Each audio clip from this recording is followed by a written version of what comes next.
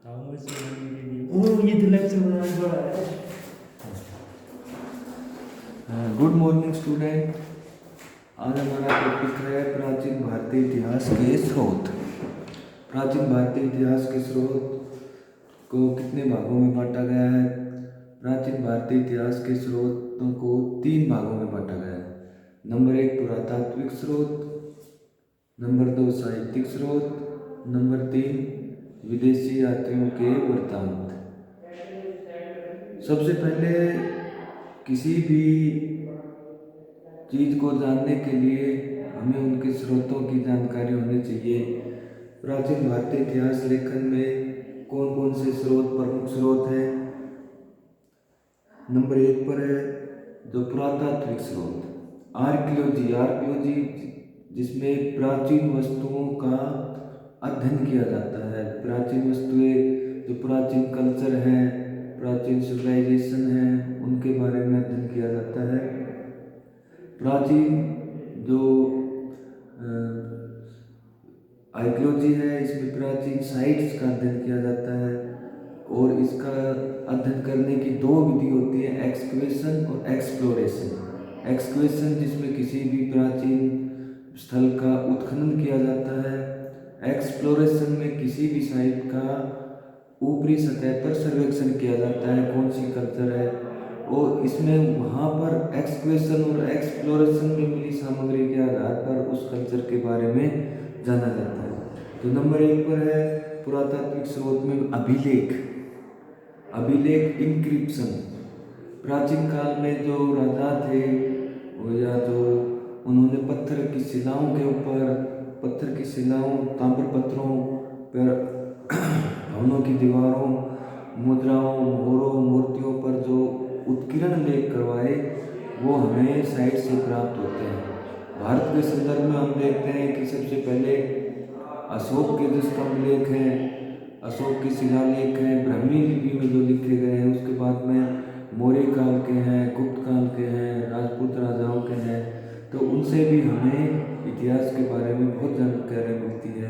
प्राचीन भारतीय अभिलेखों में अशोक के स्तंभ लेख हैं, शिलालेख हैं, हाथी गुम्फा अभिलेख है खारवेल का, तो इनसे हमें बहुत ज़्यादा जानकारी मिलती है। इसके अतिरिक्त समुद्रगुप्त की प्रयाग प्रशस्ति जो हरिसेन नामक एक विद्वान ने लिखी थी।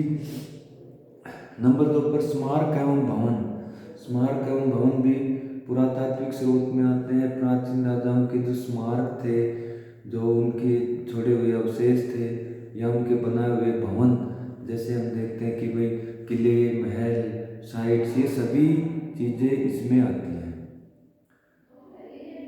नंबर 3 पर पुरातात्विक स्रोत का जो मुख्य है स्रोत प्राचीन भारतीय इतिहास की जानकारी का पुरातात्विक स्रोत में सिक्के बड़े महत्वपूर्ण होते हैं। न्यूमिस्मेटिक्स जिसको बोलते हैं, न्यूमिस्मेटिक्स एक अलग इसकी पढ़ाई भी होती है। तो न्यूमिस्मेटिक्स में आप देखते हैं न्यूमिस्मेटिक्स में प्राचीन काल से जब सिक्कों की शुरुआत हुई तो उन राजाओं के नाम मिलते हैं, उनके ऊपर उनके कुल देवता मिलते हैं, उनकी डायनेस्टी, भाषा या लिपि का ज्ञान होता है। तो सिक्कों से भी हमें किसी राजाओं के बारे में या कल्चर के बारे में जानकारी मिलती है। भारतीय संदर्भ में सबसे पहले पंचमार्क सिक्के, पीएमसी कॉइन चलते हैं महाजनपद काल में। उसके बाद में महाजनपद काल के बाद में मौर्य काल के सिक्के हैं, यूनानी राजाओं के सिक्के हैं, कुषाण के सिक्के हैं और उन राजाओं के भी सिक्के मिलते हैं, राजपूत राजाओं के सिक्के मिलते हैं। तो क्रमबद्ध तरीके से हमें राजाओं के बारे में जानकारी मिलती है।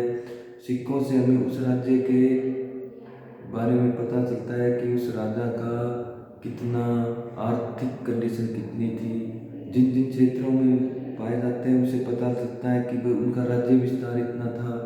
सिक्कों पर उत्कीर्ण धार्मिक जो चिन्ह हैं, देवी देवताओं के नाम हैं, उनसे पता लगता है कि उस काल में उन देवी देवताओं की पूजा की जाती थी। इसके अतिरिक्त मूर्तियाँ भी इसमें आती हैं। मूर्तियाँ स्कल्पचर में, तो मूर्तियों से भी हमें बहुत ज़्यादा जानकारी मिलती है। इतिहास की वे उस मूर्तियों में हड़प्पा संस्कृति से संबंधित जो खुदाई से प्राप्त मूर्तियां हैं, मातृ देवी की लिंग या योनि की मूर्तियां प्राप्त होती हैं। तो उस समय से मूर्तिकला से हमें उस समय की धार्मिक शक्ति के बारे में ज्ञान होता है। कंस के समय में जो मूर्तियां मिलती है, बौद्ध धर्म के बारे में हमें बहुत जानकारी मिलती है। तो मूर्तिकला के भी जो मथुरा एक प्रमुख केंद्र था, अमरावती और गंधार कला की भी मूर्तियां हमें प्राप्त होती हैं। मूर्तियां भी पुरातात्विक स्रोत में आती हैं और ये इतिहास निर्माण में बहुत सहायक होते हैं। इसके अतिरिक्त ये मुख्य जो ये सभी चीज़ें पुरातात्विक स्रोत में आते हैं। भारतीय इतिहास के निर्माण में पुरातात्विक स्रोतों की महत्वपूर्ण भूमिका है। किस प्रकार से पुरातात्विक स्रोत प्राचीन भारतीय इतिहास का निर्माण करते हैं, इसमें हमें 4 चीज़ों का नंबर 1 अभिलेख है, सिक्के हैं, मूर्तियां हैं, स्मारक एवं किले, महल हैं, भवन हैं, ये सारी चीज़ें इसमें इंक्लूड होती है। अवशेष, प्राचीन काल के जो अवशेष हमें प्राप्त होते हैं, जो हड़प्पा संस्कृति से संबंधित भी हम देख सकते हैं कि हड़प्पा संस्कृति में किस प्रकार से साइट्स में कौन कौन से भवनों में सामग्री मिलती है, उनकी ईंटें किस प्रकार की थी, उन ईंटों का आकार कितना था, और घर में प्रयोग होने वाली जो दूसरी चीज़ें थी उनका भी हमें ज्ञान होता है। इसी प्रकार से नंबर 2 पर प्राचीन भारतीय इतिहास के निर्माण में पुरातात्विक स्रोत के बाद में साहित्यिक स्रोत आते हैं। साहित्यिक स्रोत जो साहित्य से संबंधित होते हैं, हम पहले भी बता चुके हैं। इतिहास को 3 पार्ट में बांटा गया है। Number 1 prehistory, protohistory, historic age. Prehistory जिस समय मनुष्य के लिखित अवशेष प्राप्त नहीं होते उसको प्री हिस्ट्री काल बोलते हैं। आदि ऐतिहासिक काल, जिस सभ्यता के लिखित अवशेष मिलते हैं लेकिन उनको लिपि को पढ़ा नहीं जा सका है, उसको प्रोटो हिस्ट्री बोलते हैं। हिस्टोरिक एज में जहाँ से सभ्यता के लिखित अवशेष प्राप्त हो जाते हैं उनको ऐतिहासिक काल के अंतर्गत लेते हैं। तो ये लिटरेरी काल, ऐतिहासिक काल में जब भारतीय लिपियों का विकास शुरू हुआ तो उसमें कौन कौन से प्राचीन भारतीय इतिहास का निर्माण के स्रोत में अपनी महत्वपूर्ण भूमिका निभाते हैं, उनमें नंबर प्राचीन भारतीय इतिहास के साहित्यिक स्रोतों को 3 भागों में बांटा गया है। नंबर 1 धार्मिक स्रोत, अधार्मिक स्रोत, और इसी प्रकार से प्राचीन भारतीय इतिहास के धार्मिक स्रोतों को भी 3 भागों में बांटा गया है। नंबर 1 हिंदू धर्म के ग्रंथ, बौद्ध धर्म के ग्रंथ और जैन धर्म के ग्रंथ। सबसे पहले हम चर्चा करते हैं हिंदू धर्म के ग्रंथ जो प्राचीन भारतीय इतिहास के निर्माण में सहायक है। साहित्यिक स्रोतों के संदर्भ में इन 3 भागों में इनको प्राचीन भारतीय इतिहास के निर्माण में साहित्यिक स्रोतों में नंबर 1 पर हिंदू धर्म के ग्रंथ, जिनमें सबसे पहले वेद आते हैं। वेदों के 4 प्रकार हैं। उसके बाद में उपवेद हैं, आरण्यक, उपनिषद, स्मृतियाँ, वेदांत, रामायण और महाभारत। इनसे हमें उस समय के राजाओं के बारे में, सामाजिक व्यवस्था के बारे में, आर्थिक व्यवस्था के बारे में, धार्मिक व्यवस्था के बारे में पता लगता है। अर्ली वैदिक एज के बारे में हमें जानकारी ऋग्वेद से पता चलती है। वह ऋग्वेद से हमें किस प्रकार से ज्ञान होता है। ऋग्वेद की अर्ली वैदिक पीरियड के जो भी जोग्राफिकल कंडीशन, जो शुरू में ये उत्तर पश्चिमी भारत के किन क्षेत्रों में आए, वहाँ उनका सप्त सैन्य प्रदेश का नाम ज़्यादातर इसमें आता है। और गंगा यमुना का एक बार ही ऋग्वेद में वर्णन आता है। इससे हम अंदाज़ा लगा सकते हैं कि सबसे पहले जो आर्य लोग थे ये पंजाब वाले क्षेत्र में आए थे। तो ऋग्वेद से हमें और जो सामाजिक स्थिति कैसी थी, राजनीतिक व्यवस्था, सभा समिति, इस प्रकार की हमें राजनीतिक इकाइयों के बारे में पता चलता है। और राजनीतिक व्यवस्था के साथ सामाजिक व्यवस्था उस समय कैसी थी, स्त्रियों की दशा कैसी थी, लोगों को किस प्रकार से अपना जीवन यापन करना पड़ता था, ये सारी जानकारी हमें ऋग्वेद से पता चलती है।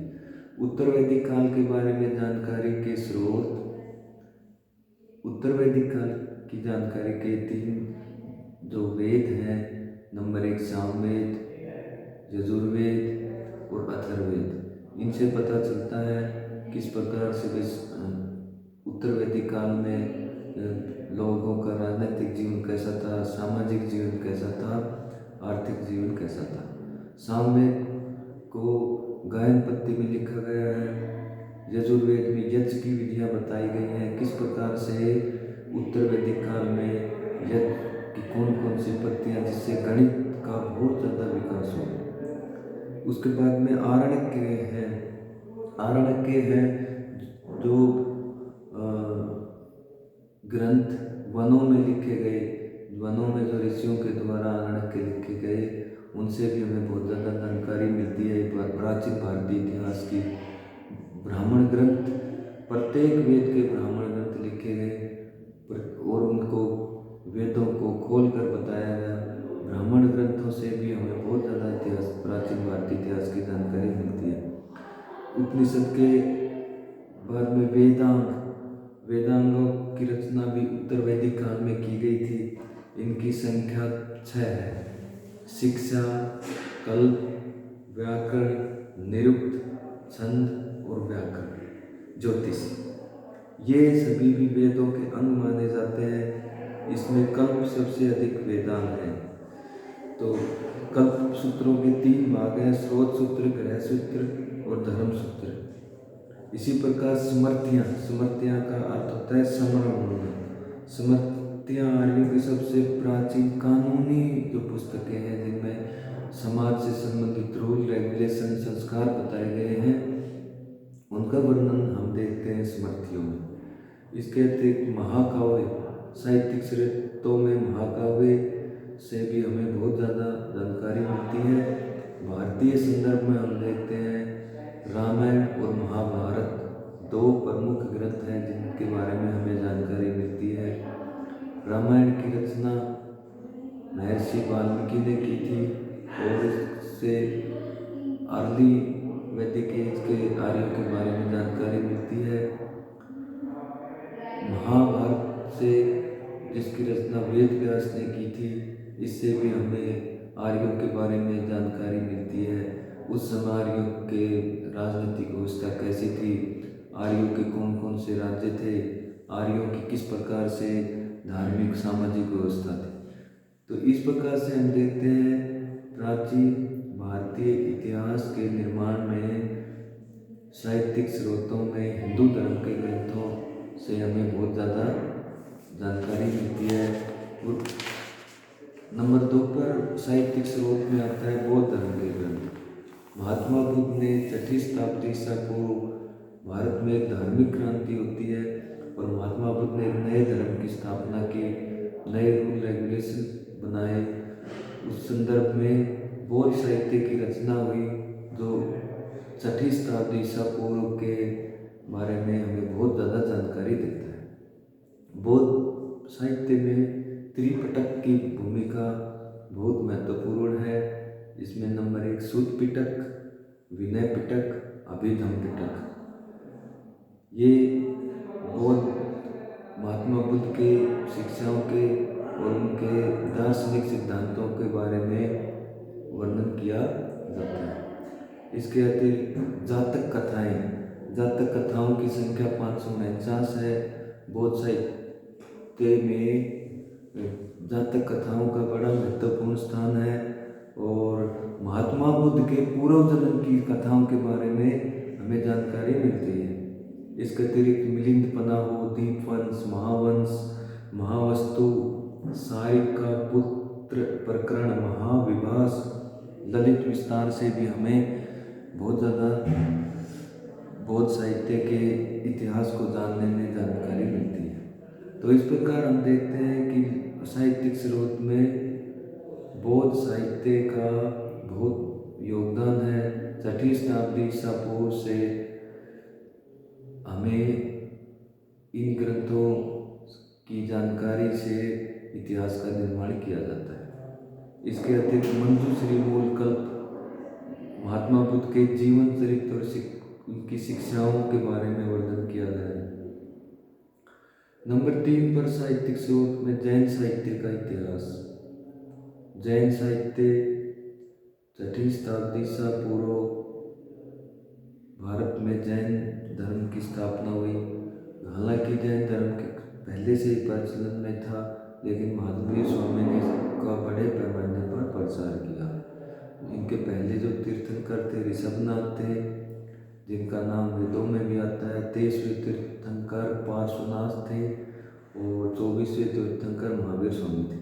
तो इस प्रकार से हम देखते हैं कि जैन धर्म से संबंधित जो ग्रंथ हैं वो प्राचीन भारतीय इतिहास के निर्माण में बहुत ज़्यादा भूमिका निभाते हैं। जो प्रमुख जो पुस्तकें हैं उनमें 12 अंग, 12 उपांग, 10 प्रकीर्ण, 6 छंद सूत्र, 4 मूल सूत्र हैं। इसमें जैन धर्म, महावीर स्वामी और उनके जीवन की शिक्षाओं के बारे में हमें जानकारी मिलती है।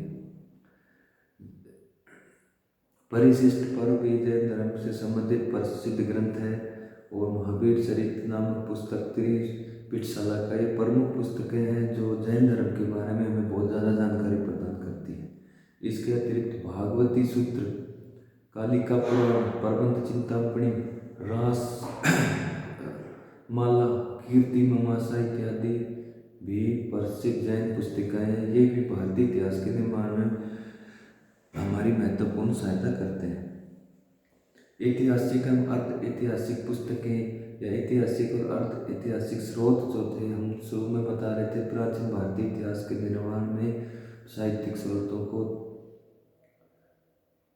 धार्मिक साहित्य और अर्ध ऐतिहासिक और अर्ध ऐतिहासिक साहित्य, इन 3 को मुख्य भागों में बांटा गया था। तो अब नंबर 2 पर ऐतिहासिक साहित्य, जो ऐतिहासिक साहित्य की कौन कौन सी उस समय पुस्तकें थी। नंबर 1 अर्थशास्त्र, चंद्रगुप्त मौर्य के काल में यह पुस्तक लिखी गई। कौटिल्य ने अर्थशास्त्र की रचना की। इसमें 15 अध्याय हैं।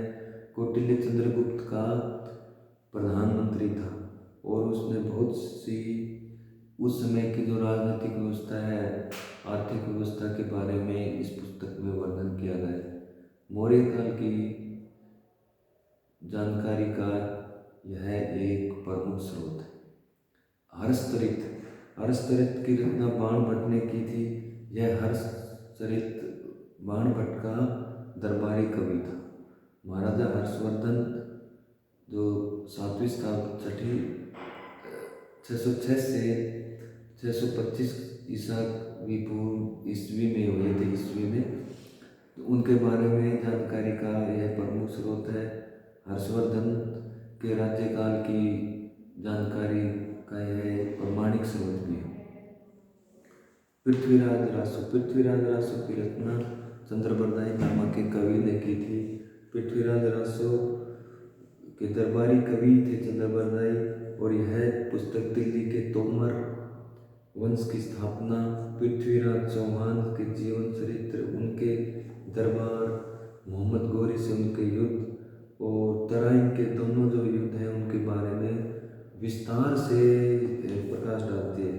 इसके अतिरिक्त हमें पृथ्वीराज चौहान और जयचंद के बीच के संबंधों का पता चलता है। राजनीतिक, तत्कालीन जो राजनीतिक व्यवस्था है, सामाजिक, आर्थिक, धार्मिक व्यवस्था के बारे में हमें पता चलता है। राजधर्म ने इस ग्रंथ की रचना कल्हण ने की थी। इसमें कश्मीर के इतिहास के बारे में हमें जानकारी मिलती है। कश्मीर के प्रमाणिक इतिहास की ये पहले पुस्तक हमें मिलती है कि कश्मीर की भौगोलिक व्यवस्था कैसी थी, राजनीतिक, सामाजिक, आर्थिक व्यवस्था उस समय कैसी थी। मुद्रा राक्षस नामक पुस्तक की रचना विशाख दत्त ने की थी। मूल रूप से यह एक नई नाटक है ये, और जो संस्कृत भाषा में लिखा गया है। इसमें मगध राज्य की सिद्धि चंद्रगुप्त मौर्य के बारे में बहुत सी जानकारी हमें मुद्रणाक्षर से मिलती है। कालिदास के नाटक। कालिदास प्राचीन भारत का एक महान नाटककार था। वह चंद्रगुप्त द्वितीय के बाद का दरबारी कवि था।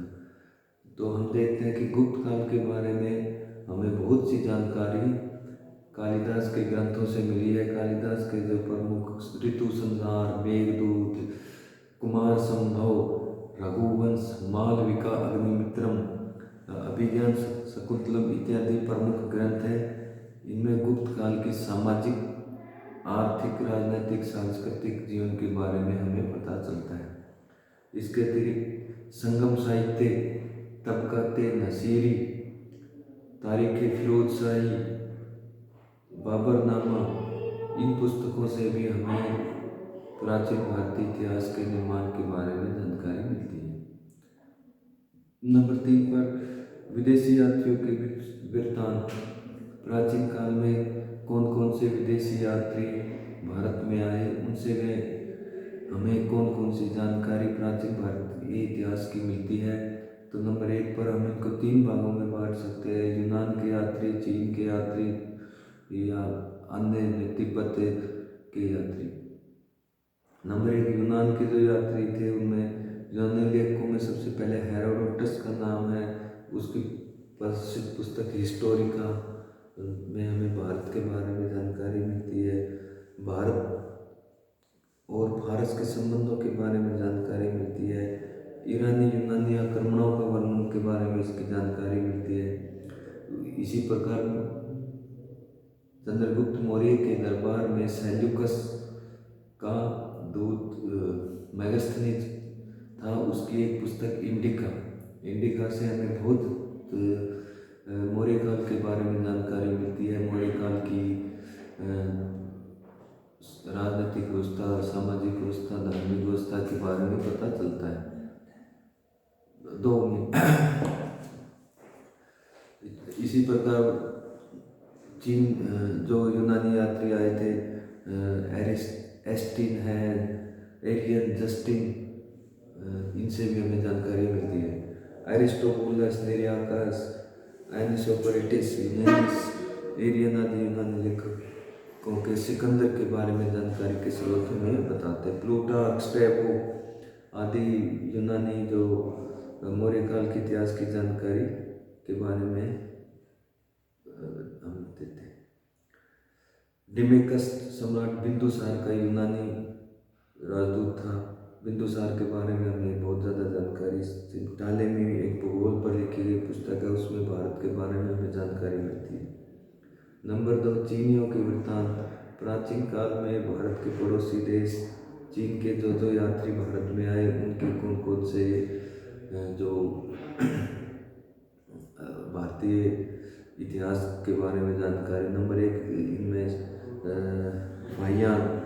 वाह्यान जो चंद्रगुप्त द्वितीय के समय में आया था, हुनशांग हर्षवर्धन के समय में आया था, और इत्सिंग नामक एक विद्वान भी भारत में आए थे। इन्होंने जो अपनी पुस्तकें लिखी उससे हमें इतिहास के बारे में जानकारी मिलती है। कुल मिलाकर चीनियों के यात्री वृत्तांत भारतीय इतिहास के निर्माण में बहुत सहायक है। वाह्यान के बाद हुनशांग सम्राट हर्षवर्धन के समय में आया था। हर्षवर्धन के दरबार में कई सालों तक वो 629 से 645 ईस्वी तक भारत में रहा। उसने बौद्ध धर्म के बारे में बहुत ज़्यादा बातें लिखी हैं। बौद्ध धर्म की जानकारी भी हमें ग्रंथ से मिलती है। उनकी प्रमुख पुस्तक सीयू की थी। इत्सिंग भी एक चीनी यात्री था। यह 7वीं शताब्दी में भारत में आया था। इससे भी प्राचीन भारतीय इतिहास के निर्माण की जानकारी हमें मिलती है। तिब्बती लेखक में लामा की हिस्ट्री ऑफ बुद्धिस्ट है। तारानाथ के कंगूर नामक ग्रंथ है, जो प्राचीन भारतीय इतिहास के निर्माण में बड़े सहायक है। मुस्लिम यात्रियों के वृत्तांत भी हमें मिलते हैं। जो सबसे पहले हम देखते हैं कि अलबेर 11वीं शताब्दी में भारत आया था, और उन्होंने किताब हिंद नामक पुस्तक लिखी थी, जिससे महमूद गजनवी के भारत पर किए गए आक्रमणों का वर्णन किया गया है। तारीख फिरोजशाही तबक़ात नसीरी पुस्तकों से भी हमें अर्ली मेडिवल काल के बारे में जानकारी मिलती है। लोकधारा से भी हमें इतिहास के बारे में बहुत सी जानकारी मिलती है जो सत्य घटनाओं पर आधारित होता है, उनसे हमें लोकधारा से भी ज्ञान होता है। तो इस प्रकार हम देखते हैं, संक्षेप में हम देख सकते हैं कि तीन प्राचीन भारतीय इतिहास के निर्माण में पुरातात्विक स्रोत, साहित्यिक स्रोत, विदेशी यात्रियों के वृत्तांत, इनका बहुत ज़्यादा महत्वपूर्ण योगदान है और इतिहास निर्माण में बहुत ज़्यादा सहायक है।